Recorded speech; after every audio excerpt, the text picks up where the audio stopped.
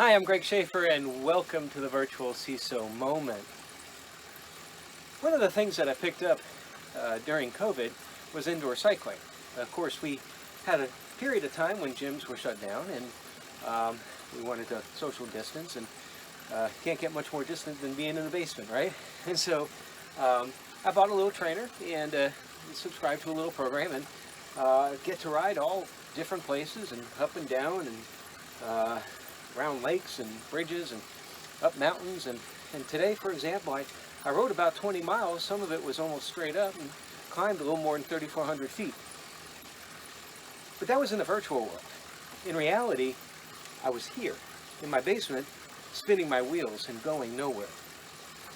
And that got me thinking that in a lot of ways, that's the way that some people view a security program, particularly if they're not sure about what direction to take. It seems like that they're trying to get going with a security program, and they're trying all sorts of different things, but they're really just spinning their wheels, ultimately getting nowhere. And that's really not effective. So that's one of the things about sometimes indoor riding or running, or you spend a lot of time thinking, and the more and more I thought about it, the more I realized that with small and mid-sized businesses, this is really a significant problem that some of them have. They don't know where to start. That's why they have security frameworks. You may have heard of some of them before. Probably the most common one out there, and certainly I would say, at least in the United States, the most adopted one would be the NIST Cybersecurity Framework, or CSF, as it's referred to. 5 areas, all the way from what to do to protect your environment and detect issues, and all the way through to responding and recovering. This, at the very least, provides a little bit of a plan. And within that plan, you have requirements. And within those requirements, then, you can figure out what you, as a company, do or need to do in order to meet those requirements. That's what they call controls. Now, the problem comes into play where if you have a framework, that's great, but what if you don't have any goals for that framework? Let me do a little bit more of another physical gym analogy. The worst thing you can do is just sort of like do nothing, okay? Just be stagnant. You're not going to get healthy that way. You're not going to improve your cardio or your strength if you do nothing. What you can do is go to the gym, and you can go to the gym and you can go and you walk into the gym. I'm like, well, I think I'll do that machine, and maybe I'll do a little on the treadmill, and maybe I'll do this, maybe I'll do that. You do things kind of haphazardly.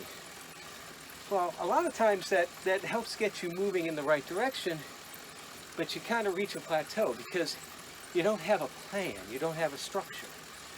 And so the next step is to have a coach or be involved in some sort of a program. There are apps out there, for example, that help you manage your physical routines, so that you can actually figure out a routine with to get to somewhere. But that's where the goal comes into play. Really, none of this is worthwhile unless you have a goal. And so then the goal is what you're building your exercise program towards in order to reach it, whether it be that you want to run a 5K, or you want to bike on this trip going out west, or whatever your physical goals may be. Well, it's the same thing with security. You need to have a goal. And the goal isn't just simply, let's be secure.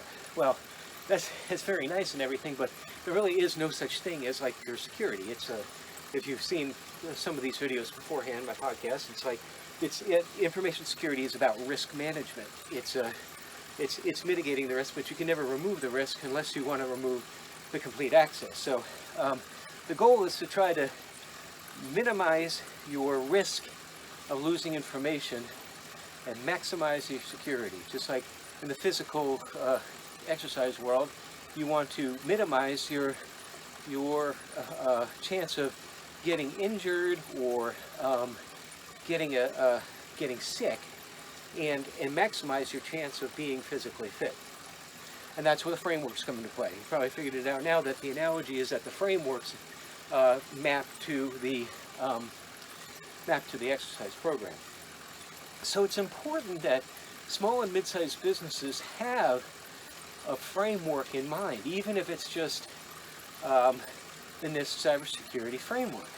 Now, some organizations, they kind of start this in I wouldn't really say a backward way, but it wouldn't be my preferable way, where they start out where they want to meet compliance with something, and usually it's because they're it's most certainly usually business driven.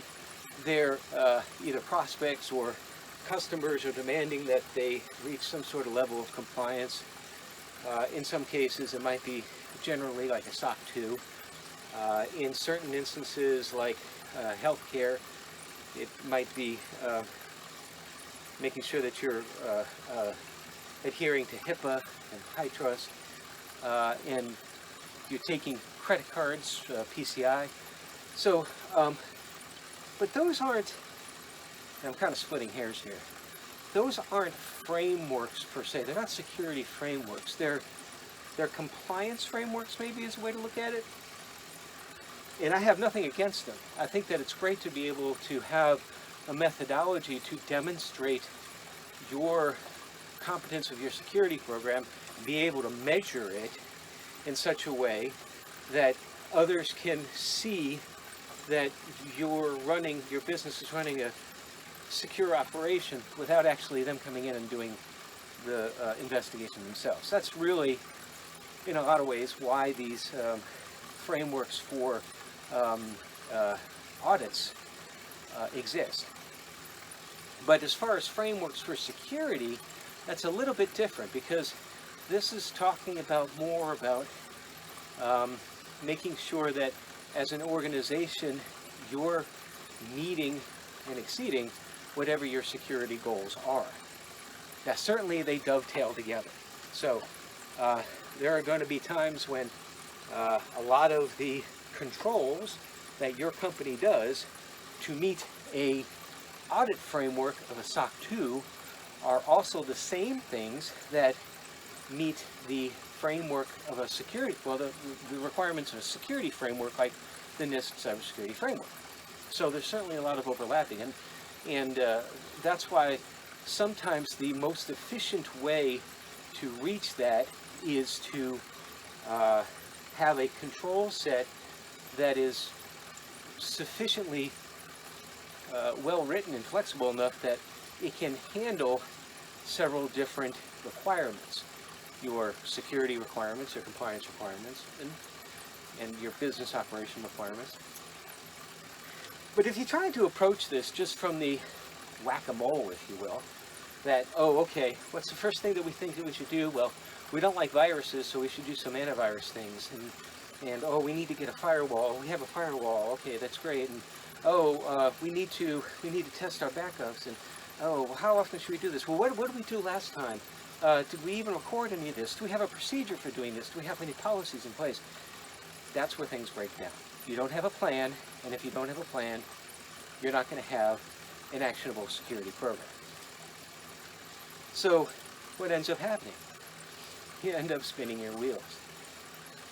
So my suggestion is look at frameworks. And for small businesses,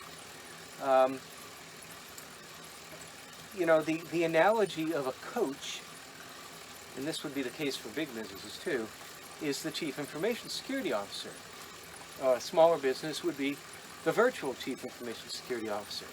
That's one of the values of a CISO, or a CISO, depending upon how you want to pronounce it. That is your coach to help you determine what are your goals in security, what framework do you want to use, and why. And then the coach, the virtual CISO, will help you, your organization, meet those goals. Keep track of your progress. Make sure that, okay, maybe you're overdoing it in one place and you might end up injuring yourself. Like as an example, currently what I'm going through is that I've got a shoulder injury. So I communicated that to my coach, and so we're laying off on shoulder exercises for the next couple of weeks. Just give it a little chance to let the inflammation go down and heal. And so I find myself doing more of the bike riding. But it's the same thing with security. It's like, well, if you're maybe applying too much in one area, you might not be paying attention to some of the other areas that you need in order to strengthen that particular area. So, frameworks, plans, vitally important. None of this works well without guidance. And this gets back also to the whole information security is risk management. Just like any sort of physical fitness program is risk management, but looking at the risks of being in, I don't want to say poor physical shape, but not being in the best physical shape that you can in order to counter threats. Because there's always going to be a virus, there's always going to be a cold, there's always going to be the chance of slipping and falling and breaking a bone. And just like in security, there's always going to be a chance of missing something out of misconfiguration. You might slip in your configuration. You might get attacked. That can happen. Accidents happen. Or sometimes it's intentional. But the more that you're prepared for it, because you have built up your strength and your resiliency, because you have a valid framework and a coach to help you along, the better off that you're going to be when that time comes. Because it's not a question of if, it's a question of when. So remember that. Don't be spinning your wheels. Find a framework, find a coach, and find success. Thank you, and stay secure.